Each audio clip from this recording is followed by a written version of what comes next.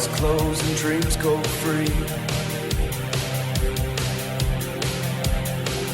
Got an angel next to me. Hold me close so I can breathe. Let me go so I can live.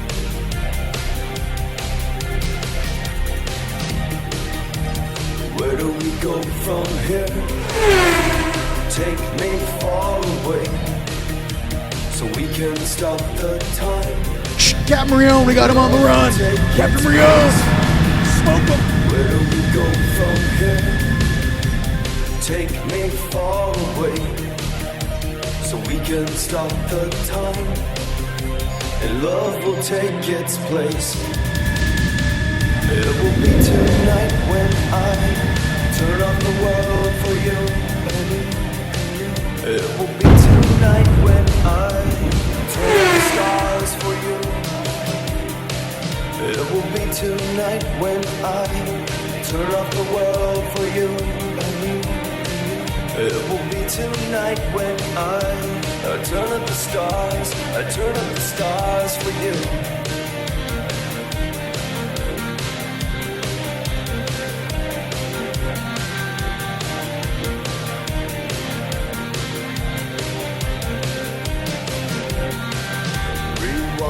Forget your past. Namaste and like catch my family, and welcome to another Team Light Interviews. I'm your host Rion, and this is my brother, Mr. Tone Mellard. How are you, brother? Thank you for having me. So on this episode, I really just wanted everyone to kind of know who you were. Truly, you've been my brother since I woke up. Most people don't know this, but when I first woke up, when I first made that astral projection video, you were the one that reached out to me and said, hey, because I had all these questions. I'm like, hey, I'm seeing like ibises on my sliding glass windows. I'm seeing all these things in the astral. What is the astral? I didn't even know. All I knew is that I could see. So all of a sudden I could see through my third eye, and I didn't have any of these answers. And, or especially in 2009, dude, when I woke up, there was not really the same sort of information out there readily available to the collective that there is now. So why don't we start off by giving a little background story on you, and then obviously really where you can just take it from is where you first came in contact with spirit and how that kind of took the lead in your life and actually, helped you open those doors. So when you finally saw me, because I know you woke up before I did. Yeah. So you have a head start on me. So let's let the whole world know who Mr. Tone Mellard is. Well, I started my awakening like late 90s, maybe 97, somewhere around there. And it was just the initial questioning of this reality. There was something inside of me that gnawed away saying, hey, something is not right here. And that led me in to start asking the questions. Started looking into life after death, also the death of several people close to me was what instigated that. And then I started going on like ghost investigations, met a very powerful psychic by the name of Peter James, took me under his wing, kind of taught me about the afterlife, taught me about how to tap into the spirit world and things like that. Concurrently to that, I was already meditating. Right. And that was how I knew what you were experiencing is through my meditations. I started seeing beings looking me eye to eye. And so, okay. So that when you came to me and said, hey, I just saw this guy standing next to me, I said, that guy was always there. You just couldn't see him before. And you're like, okay, we got to meet. Yeah. I was like, I don't know who I am. Somebody help me. And Tone came through like a champion. That was like 15 years ago. That was 15 years ago. 15 years ago. Long time. It's not too bad being 30 years old, having gone through all that. Just kidding. We're age reversing over here, ladies and gentlemen. So no, some of the things that me and you have gone through, when we go and do activations together, especially in the very beginning of, Team Light, and I think before it was even called Team Light, it was more like just unite the collective. Yeah. We were just a bunch of star seeds angelics doing our best to, We learned on the job. Tell us more about that. Yeah, we learned on the job. Like you were literally getting directives from your extra dimensional team. Yeah. And that was, the thing is, we actually knew deep down, because this isn't the first lifetime that we've done that. Of course. But in this lifetime, we had to learn on the job, almost rapid fire. And we learned unlocking all of Sedona first. Right. And so on that job, we kind of learned, okay, we need to go into this location and blast a tremendous amount of energy into that location, change the heaviness of a location or a vortex, clear out any types of clogs, almost like a meridian system of a body. Right. We were doing that on the earth ley lines and the vortexes. Yes. We were like galactic plumbers. Yes. And it was really weird when we were training in the very beginning. I remember that some of the greatest training I ever did, we did at night up in the mountains. You know, it was just like personal time with us and the Guardians there. And really it was, looking back on it, I can see how much we were tested. You know, now I'm like, yeah, everything's cool. But like, it's like this, like imagine like you going into like a dojo and like meeting your Sifu or your master, and the master like not knowing as like a new student if you're going to make it. You know what I mean? Now it's been what, 15 years? Yeah. You know? It was mind, body, spirit, all of it. Like we had to dial everything in. We had to get into locations that very few people could go to. Yeah. I've actually had to explain that to some people that say, oh, well, I'd like to do a mission with you. And it's like, no, it's not for everyone. And even some of the entities that we deal with on those missions, that's not for everyone. Like, I like to think about it. There's like a switch that flips and there's certain rules. So the certain rule, for example, that everyone must know if they're going to do this type of work is that once an activation starts, you cannot stop until it's completed. Yeah. Not if it doesn't matter if you're getting attacked by demons. Doesn't matter if there is, I mean, when we were in Serpent Mounds, Ohio, what, 3 of those people got taken over by demons. Remember the cars went off the road? The whole entire forest, every tree we looked around, there was a demon peeking around the back of a tree. Yeah. And so yeah, and it 1 second of not being 100% on point, you get taken over. Yeah. So for people who don't know what that means is like basically a demon can knock out one of your higher selves and jump in your suit. That's what spiritual combat is, in the sense of like you have to be in 100% awareness of your energy, your higher selves as a team. And, you know, some of these disciplines that we're talking about, it takes years. I mean, years of, and we got fast forwarded through it just because we have memories of doing it in the past. But honestly, bro, if I didn't have those past lives with you, there's no way if I started from zero. We would have been in trouble. We'd have been in trouble, or we would have been. Yeah, it would have taken us out. Yeah, it would have.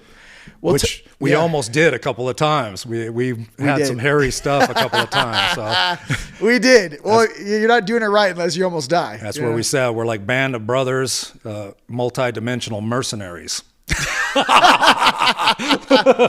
Yeah, but you know, yeah. All right, let's just calm down on the mercenaries. Look, calm down. Calm down. Like, you know, we're about to get riled up here. We're toning it way down.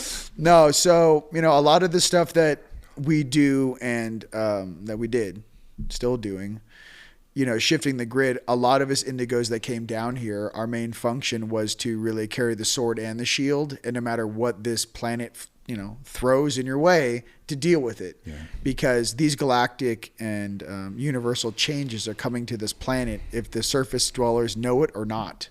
That's the thing that people really have to get. If the planet's going to shift and raise its vibration, we're riding on that planet. No matter what you think in your belief system, you're literally riding, you know, on a planet or dimensional template or simulation, a plane in a realm, whatever, you know, vocabulary you want. But I just remember the discipline we had, dude. Let's talk about some of the training stuff that we did. Cause I do things so much differently now than I did at that stage. And I was always asking my guides, I'm like, I don't do it like that anymore. They're like, you were this big. They look at me, they were like, you were this big 10, 12, 13 years ago. Now you've grown into your oversoul, and now you're accessing your oversoul and moving things and grabbing things. So like maybe some of the stages that we went through, and maybe some of the techniques and stages you went through. The communication's better now than back then. Like, you know, we had access to maybe our 4D and jackasses. Now, like, we can tap in all the way up the line of consciousness and ask them, hey, can you bring extra energy down here? Right. Yeah. Can you? A lot of times, I'll ask my higher aspects, God itself, right, use me as a channel. Like, increase your energy through me, allow that to come through me. Right. And so back then we didn't know that kind of stuff. Like, it was like literally just, breathing really heavy, charging up our chi, and then throwing it into a location. Listen, I don't even know if we should be alive. Let's be honest. Plus the fact that we were like James Bond shit, like just break, oh, you can't go in there. I was like, oh, okay. What time is your service? I mean, I was like, what time's the guards leave? They're not there 24 hours. Yeah. I mean, I can't tell you. And, even in the video with Jason, I was trying to explain. I'm like, dude, I'm gonna be careful how much we say here. But I'm not gonna say anything. Yeah, we skirted the gray area. Let's put it that way. We skirted things. I'm not doing it again, so good luck. Yeah. Good luck with that one. You're never getting my grids out of the catacombs. Good luck with that. I think you left a piece of your soul down there. Good luck with clearing out the catacombs. Yeah. We're taking over all these lower dimensional things.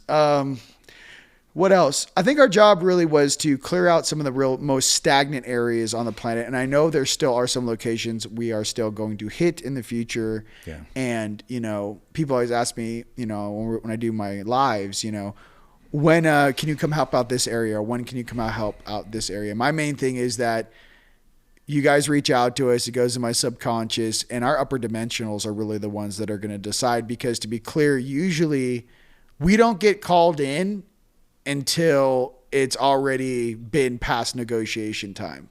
And I think that's something that, minus the galactic plumbing or the planetary meridian or masseuses, there is something too that we carry that is also something that, we realize we just are the messengers or the vessels on the ground, and there are upper dimensional beings that are monitoring this game, and we are assisting them as they also, make adjustments in the surface in 3D. So there really can be no ego in what you're doing. I know we make a lot of jokes. Yeah. You have to, because some of the stuff we do and have to see and clean up, and there's some of the stuff we have to deal with in the astral. If we didn't have such a sense of humor, it probably wouldn't work out very well for us. I think we use humor and jokes to make a levity of a lot of the things we deal with. But at the same time too, those that can walk into a tornado and just start laughing, you realize it ain't the first time they've seen a tornado. You know what I mean? It's a different thing. Like we've said, like if we did not have a sense of humor, this place would drive us insane.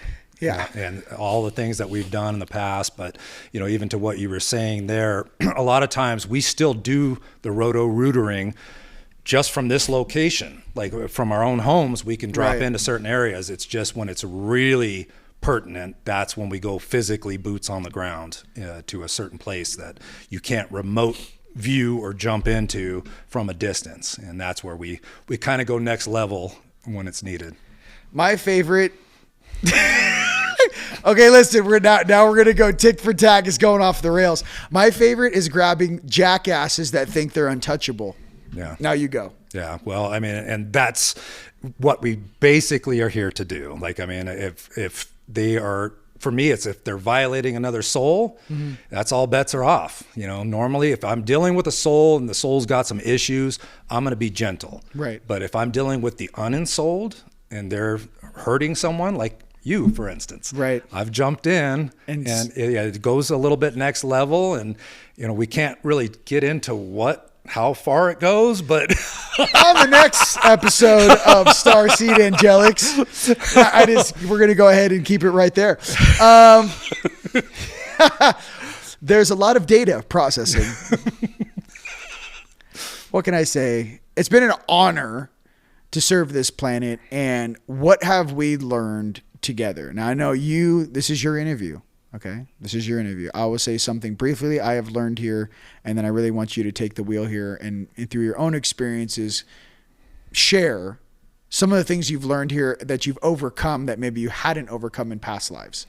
You know what I mean? Yeah. Okay. So for me, it was patience. For me, it was a higher level of compassion.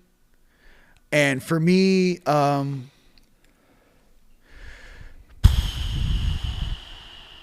letting go of some of the rage that I carry from my past lives and being off world doing other adult things. And then obviously, fourth thing I would say is finding the things that are more in common with all of us, being attached to the one source, prime, and realizing that from a higher perspective, we are all one. So sometimes, we get caught up in these different realities and thought forms, and it becomes very personal. So I think many of us are dealing with those things, even as you activate your dormant DNA and people start having memories and dreams about Atlantis and Lemuria. Okay, that's awesome. Level 1. What were you discussing in Atlantis and Lemuria? Did you know what was going to happen? What were the different groups? What were the different agendas that were taking place? What were the names? Who was responsible? You start getting into the minutia, and then you realize, hey, calm down. Mm-hmm. That was 10,000 years ago, 12,000 years ago. We don't need to argue about that anymore. But I'm just trying to tell you, wait till your dormant DNA turns on and you start accessing your upper dimensionals or higher selves point of view. And I think for me, full circle, in this incarnation, I've never had more of my higher selves work together to become one unit. In past lives, I never could get my light side and my left side and my right side, or my light side and my night side, right, to actually work together in a commonality. I think that's the first time, and it's not perfect. Yeah. They're still working on it, but this is the first time in this life I actually experienced in a very long time both sides of my polarity working together towards a common goal, which is more balance and meeting each other halfway on either sides of polarity in the middle. That's what I can say. Your turn. Almost everything is the same. And I would add to what I've seen over the last 15 years, you were night side when we first met, and now you're leaning far, far more into light side. You and I both invoke our night side when we need to. Yeah. But that's also, for me, exactly the same thing. Also, the rage issue. I came into this body literally fighting right out of the womb. And right. So I had a lot of rage that had to be cleared out.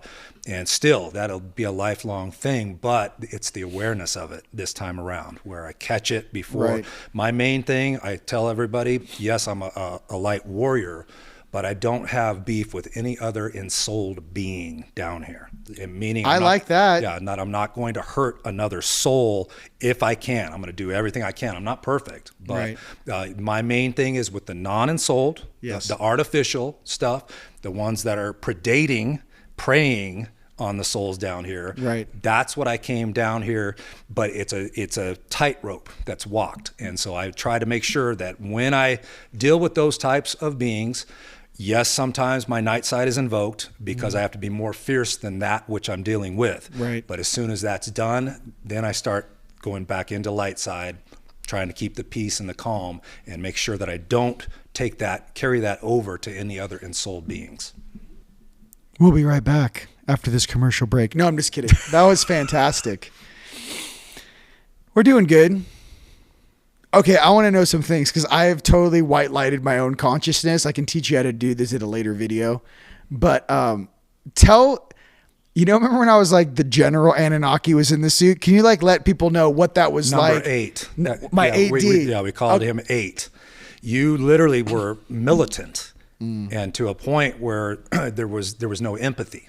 Yeah. And like a lot of times we had, I won't name names, but we had people that were like older and you would be barking orders like they were soldiers. And like we had to catch you, go, hey, get a grip on 8. Like these people's vessels are going to not have a good time here. So, but yeah, it was like more, and that's that night side that I was talking about that I've watched your transition. It's almost like night and day compared to what you were when we first did this. And right. The thing was, at that point, they were a good guide.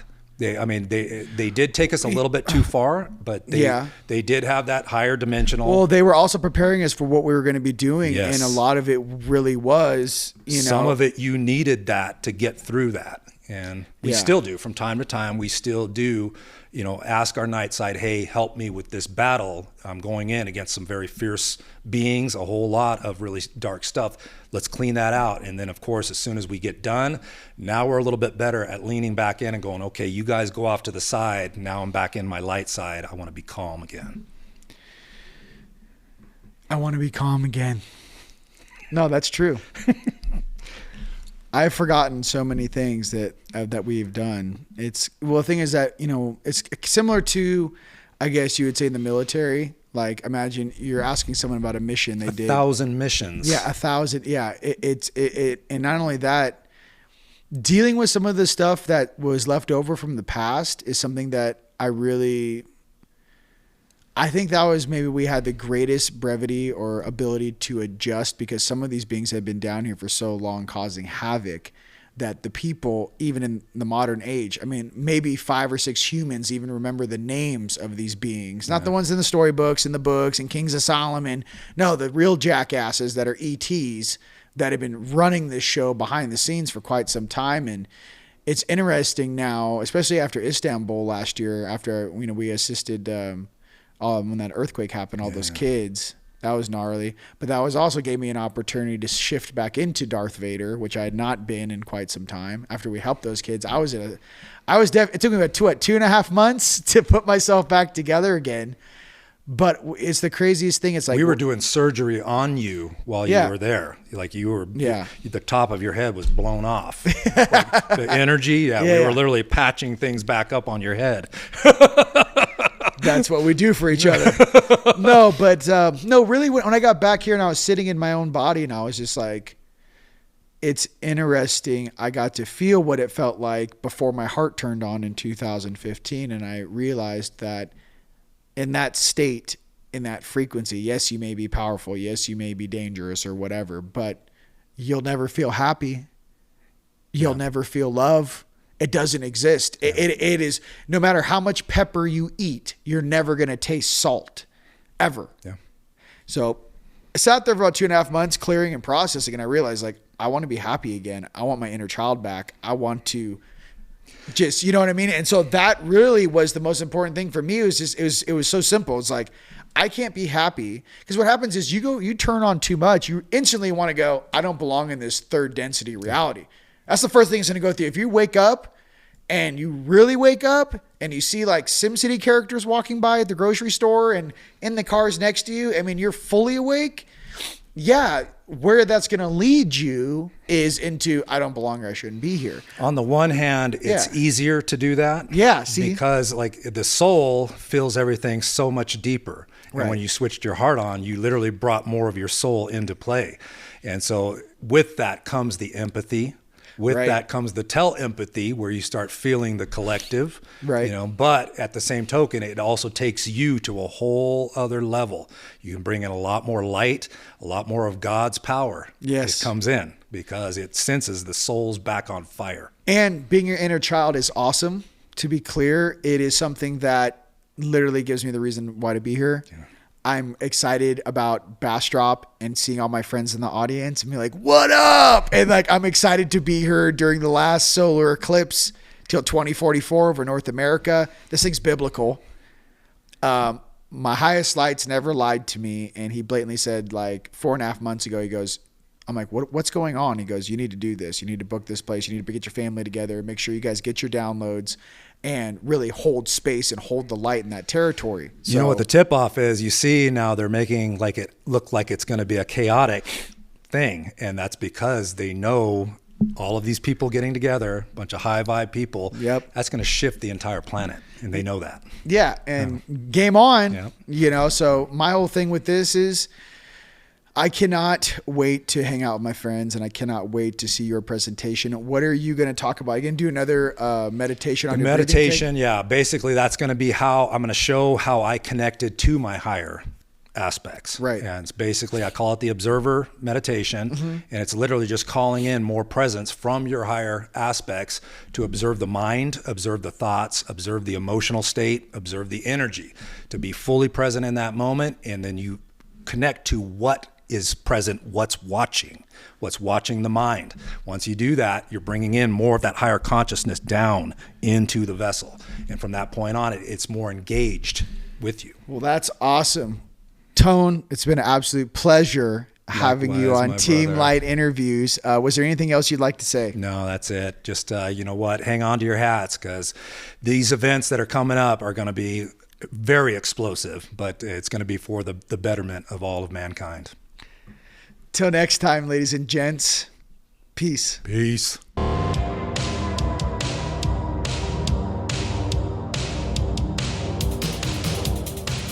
Eyes closed and dreams go free. Got an angel next to me. Hold me close so I can breathe. Let me go so I can live.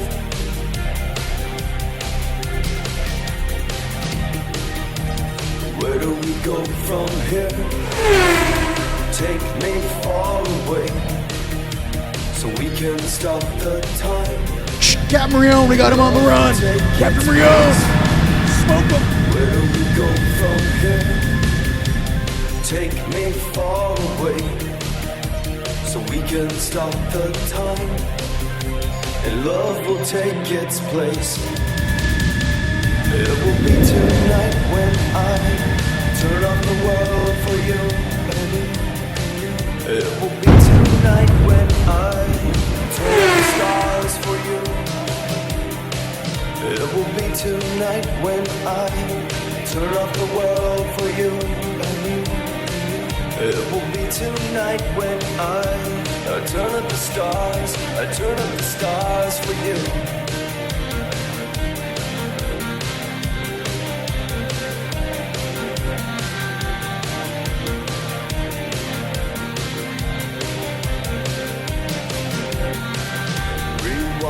Forget your past.